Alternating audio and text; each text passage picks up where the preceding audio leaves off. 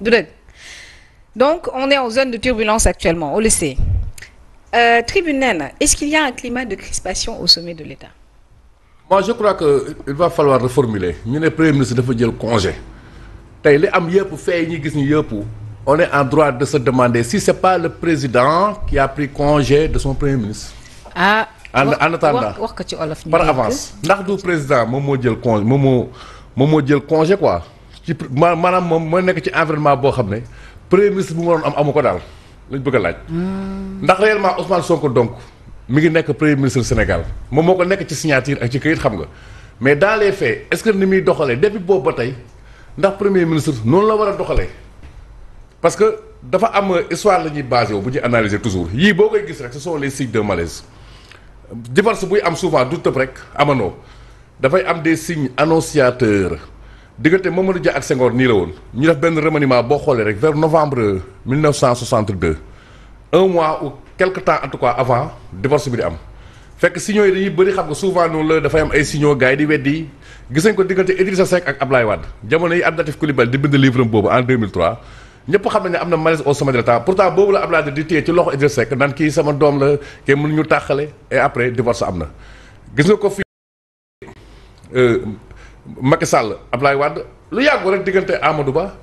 ak Macky Sall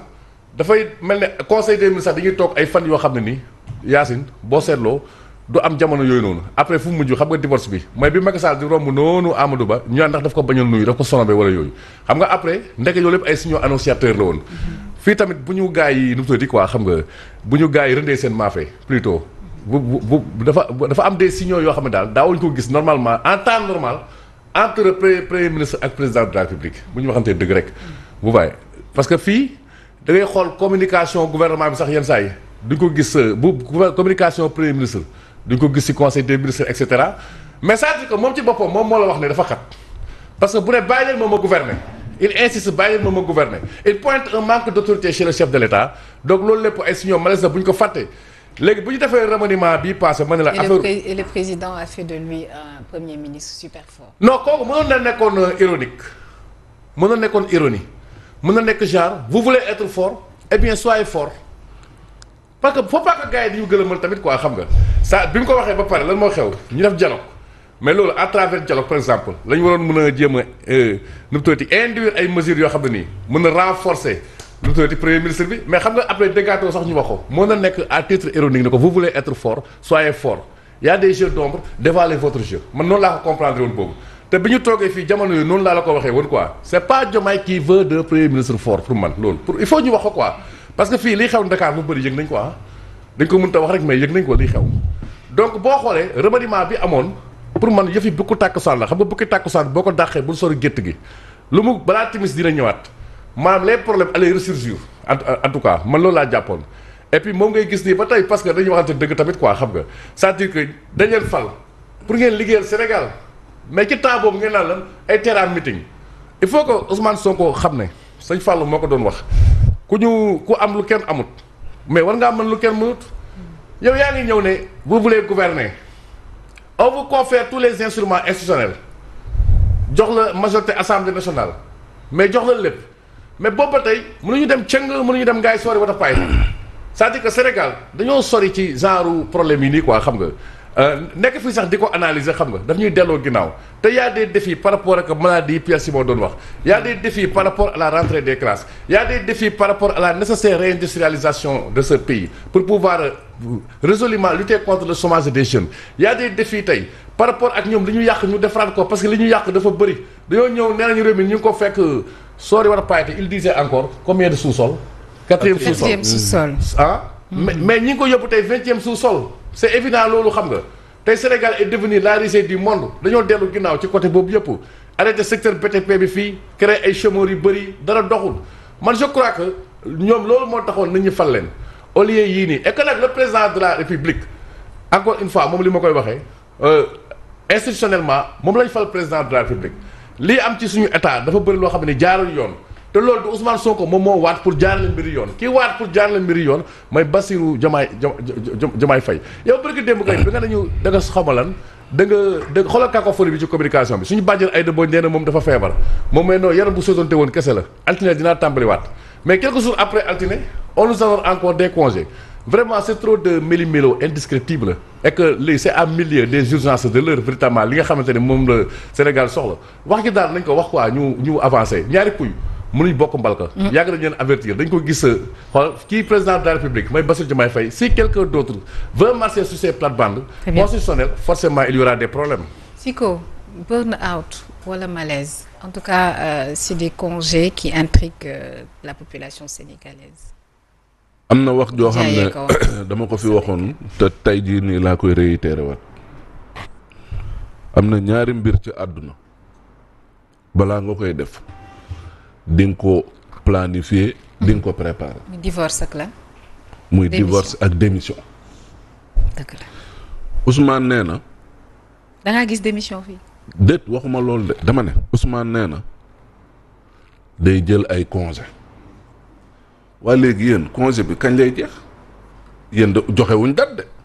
waxuñu ne premier ministre à partir du 9 ba date sàngam day nekk ci congé kon mën na nekk congé illimix far jaaree fa nag moom tàbbi ci leneen beneen bi moom mooy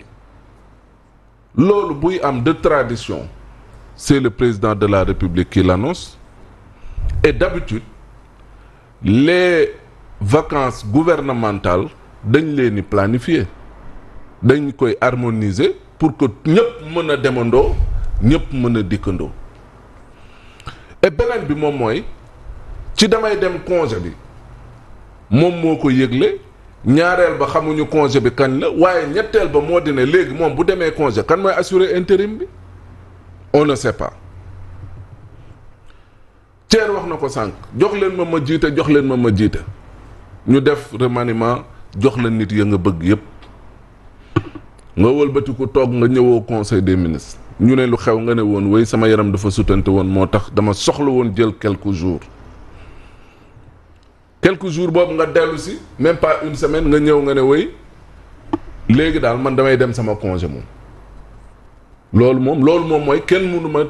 téyeti pour ma toog pour bañ a dem congé léegi dama bëgg a wax foofu noonu moom mooy man je vois en Ousmane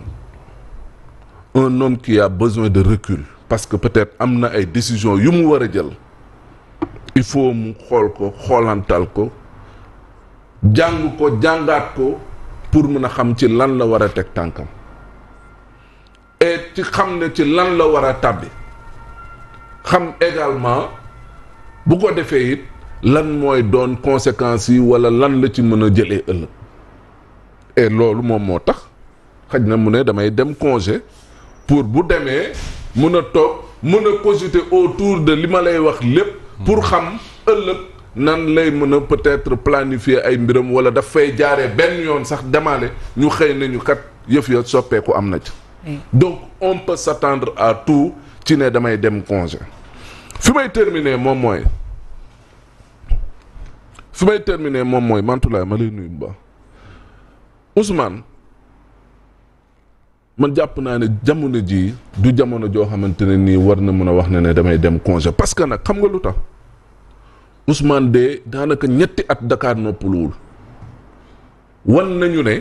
face à Macky Sall face aux forces de défense et de sécurité face aux agissements des uns et des autres Ousmane a été résilient waa résilience boobu nag ndax ndegam ba nga nekkee opposition nga ko mën waaw bu sénégalais yi dajalee nag bañ a waaw yow yaa joxoñ Bassirou bañ jàpp ne Bassirou mii kat moom moo war a falu ñu fal ko ci 54% est-ce que nag Ousmane jamono jii nga xam ne sénégalais yi jafe-jafe yi ñuy dund tax na ñuy amal ñaxtu national war na ci mën a xalaat ne war naa mën a dem congé jàpp naa ne c'est plus un homme koo xam te ne nii il me semble qu'il n'est pas content abattu peut-être par lan xamaguñu mais li wërta loor mooy Ousmane n'est pas content et peut-être les jours à venir dinañu gën a quand même édifier ci loolu. Pierre Simon rapidement rek nga baal ma. oui li ma ci bëggoon wax yëpp daanaka Mamadou Fofana wax na ko parce que man ni ma déggee décision bi dafa xaw a doy waar. c'est Ousmane Sonko lui-même qui l'annonce en conseil des ministres est-ce que le président était au courant est-ce qu'ils en ont discuté je ne sais pas parce que ça ne transparaît pas dans le communiqué mais dafa xaw a doy waar daal. parce que récemment on a entendu un ancien premier ministre moom nee na il a fait 30 ans dans l'administration mosul jël congé y compris période bi mu nekkee premier ministre et il a été premier ministre pendant quoi plus d'1 an. Et moom ci diggante bi jëloon na ay pan temps yële ba mu absenté woon conseil des ministres ba ñu ne après président dem na ko seeti qu'est-ce qui se passe entre-temps supputation yi ça tourne mais ça conforte d'une certaine manière qu'il y a une certaine tension entre lui et le président. Peut-être qu'il n'est pas content de ce qui se passe parce que pour man préparer meeting donc warut a mën a tax mu war a jël ay congé au moment où ce pays ñun soxla nañu kuy dalal suñu xel ci urgence yi nga xam ne moom moo fi ne et qui est le premier administrateur de la fonction publique mais c'est le premier ministre qui régule le rôle de l'administration.